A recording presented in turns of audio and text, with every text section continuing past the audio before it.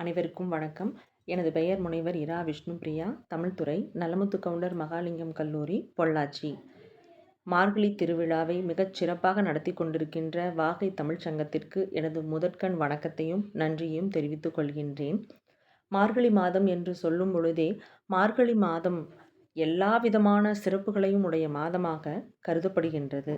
மாதங்களில் நான் மார்கழி என்று திருமாலே கூறிய மாதம் இந்த மாதம்.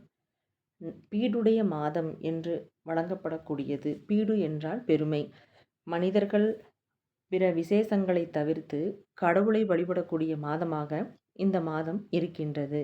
இம்மாதத்தை தனுர் மாதம் என்றும் குறிப்பிடுவார்கள். பொதுவாக நாம் ஒரு வருடம் என்று சொல்லக்கூடியது தேவர்களுக்கு ஒரு நாளாக கருதப்படுகின்றது. அதில் தையில் தொடங்கி ஆணியாக 6 மாதம் பகலாகவும், ஆடியில் தொடங்கி மார்கழி வரை 6 மாதம் இரவாகவும், பகல் இரவு என பிரித்து கொள்கின்றார்கள். அதில் பகற்பொழுதாக பிரம்ம முகூர்த்த காலமாக காலை பொழுதாக வந்த தேவர்களினுடைய விடியலாக இருக்கக்கூடிய மாதம் இந்த மார்கழி மாதம் ஆகும். அப்படிப்பட்ட சூழலில் காலையில் தேவர்கள் கண் விழிக்கின்ற நேரத்தில் நாம் தேவர்களை வழிபட்டோம் என்றால் நம்முடைய வாழ்க்கை உயர்வடையும்.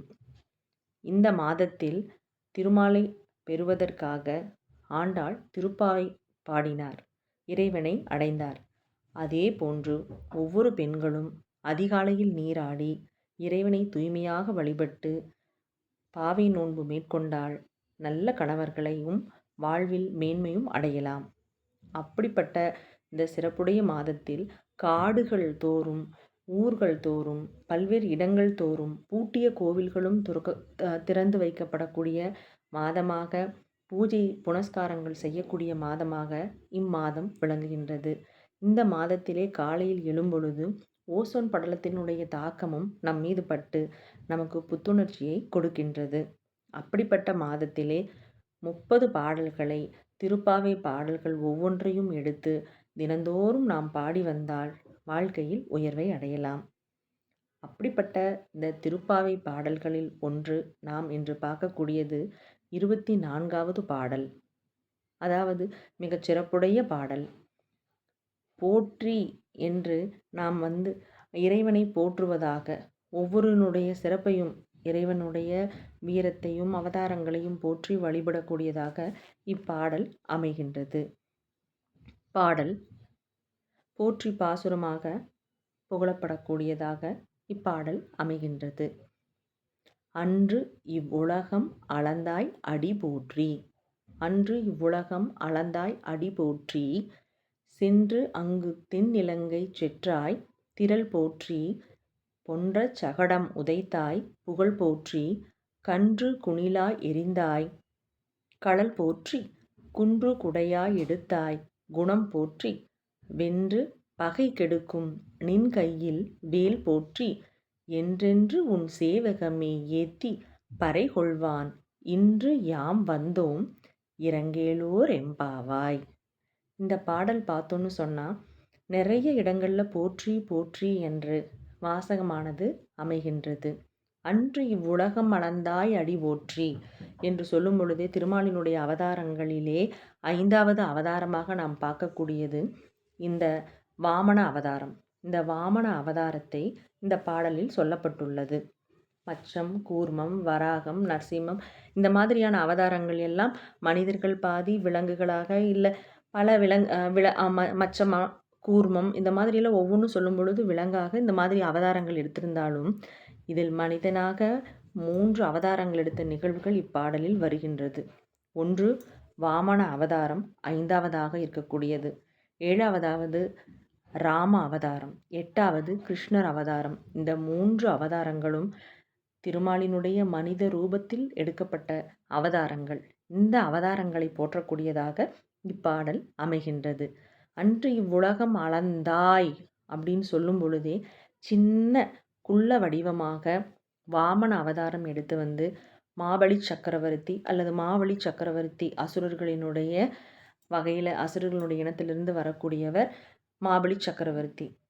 அவர்கிட்ட 3 அடி மண்ணு வேணும்னு குள்ளமாக அவதாரம் எடுத்து வராரு நம்மளுடைய திருமால். வந்ததையும் 3 அடி மண்ணு தானே, யாராக இருந்தாலும் கொடுத்துருவாங்க இல்லைங்களா? அப்படி இருக்கையில் 3 அடி மண் கேட்குறாரு.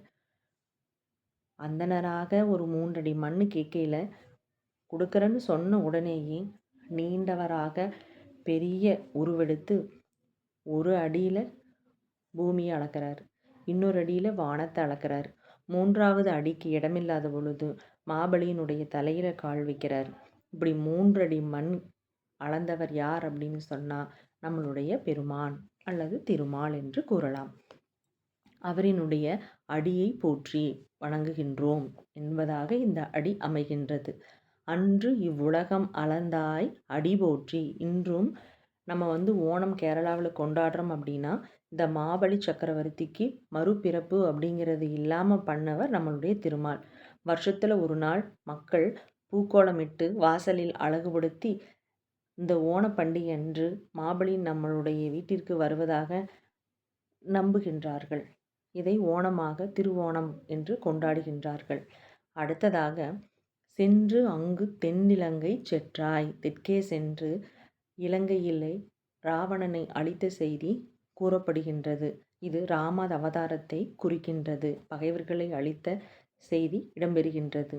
முதலிலே வாமன அவதாரத்தை குறிப்பிட்டார்கள், இரண்டாவது ராம அவதாரத்தை சொல்கின்றார்கள். திரள் போற்றி. திரள் அப்படின்னு சொல்லும் பொழுதே வலிமை, வீரம். அப்போ திருமாலினுடைய வலிமையை போற்றுகின்றோம், திருமாலினுடைய பாதத்தை வணங்குகின்றோம். பொன்ற சகடம் உதைத்தாய். பொன் போன்று இருக்கக்கூடிய சகட வடிவிலே வந்திருக்கக்கூடிய சகடாசுரனை அழித்தவர் கிருஷ்ண பகவான். அப்படிப்பட்ட கிருஷ்ண அவதாரத்தை சொல்லக்கூடியதாக அடுத்த வரி அமைகின்றது. புகழ் போற்றி. இப்படிப்பட்ட திருமாலை நாங்கள் போற்றுகின்றோம். கன்று குணிலா எரிந்தாய். கன்று வடிவில் வந்த அரக்கனை அழித்தது. இங்கே பார்த்தோம் அப்படின்னு சொன்னால் கன்று வடிவிலே வந்த பச்சாசுரன் அப்படிங்கிறவனை தடியாக பயன்படுத்தி கபிதாசுரன் அப்படிங்கிற விலா மரத்தில் இருக்கக்கூடிய அசுரனையும் 2 அசுரர்களையும் ஒன்றை தடியாக வைத்து தூக்கி வீசி 2 அசுரர்களையும் அழித்த பெருமைக்குரியவர் யார் என்றால் நம்மளுடைய வணங்குதலுக்கும் போற்றுதலுக்கும் உரிய திருமால். கடல் போற்றி. அவருடைய கடலை நாங்கள் போற்றுகின்றோம். குன்று குடையா எடுத்தாய். குன்று அப்படின்னு சொல்லும் பொழுது மலை, கோவர்த்தன மலை.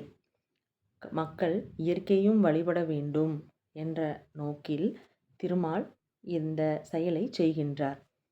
ஆயர்கள் எல்லாத்துக்கும் அடிப்படையாக மலைக்கு கடவுளாக அதிபதியாக இந்திரனை போற்றி வழிபட்டு கொண்டிருக்கின்றார்கள். அப்படிப்பட்ட சூழ்நிலையில் இந்திரனுக்கு கர்வம் தோன்றுகின்றது. அதை அடக்க நினைக்கின்றார் திருமால். அப்பொழுது எல்லோரும் கோவர்த்தன மலை தான் நமக்கு அனைத்தும் கொடுக்கின்றது, கோவர்த்தன மலையை வழிபட வேண்டும் என்று கிருஷ்ணர் சொல்ல அனைவரும் கோவர்த்தன மலையை வழிபடுகின்றனர். இந்திரன் பெருமழையை 7 நாட்கள் பெய்ய வைக்கின்றார். அந்த 7 நாட்களும் கோவர்த்தன மலையை அழகாக குடையாக பிடித்து நின்று அனைத்து ஆயப்பெருமக்களையும் காக்கின்றார். அப்பொழுது இந்திரன் தன்னுடைய செயலுக்கு வருந்தி அவரிடம் மன்னிப்பு கேட்கின்றார். இப்படி குன்று குடையாய் எடுத்தாய். குன்றாக குடையாக கோவர்த்தன மலையை எடுத்தவர் நம்மளுடைய கிருஷ்ணர். வாமன அவதாரம் சொல்லியாச்சு, ராம அவதாரம் சொல்லியாச்சு, கிருஷ்ண அவதாரமும் சொல்லியாச்சு. இப்படிப்பட்ட குணங்களை உடைய திருமாலை நாம் போற்றி வழிபடுகின்றோம் என்று கூறுகின்றார்கள். அடுத்ததாக வென்று பகை கெடுக்கும் நின் கையில் வேல் போற்றி. இவங்கள மட்டும் இல்லை, எல்லா பகைவர்களையும் வெற்றி கொள்ளக்கூடிய உன்னுடைய கையில் இருக்கக்கூடிய வேல் போற்றி. வேல் அப்படின்னு சொல்லும் பொழுது வேல், வெற்றி. எல்லாத்துக்கும் காரணமாகவும் வெற்றியை தரக்கூடிய இறைவனை உன்னை நாங்கள் போற்றுகின்றோம். என்றென்று உன் சேவகமே ஏத்தி.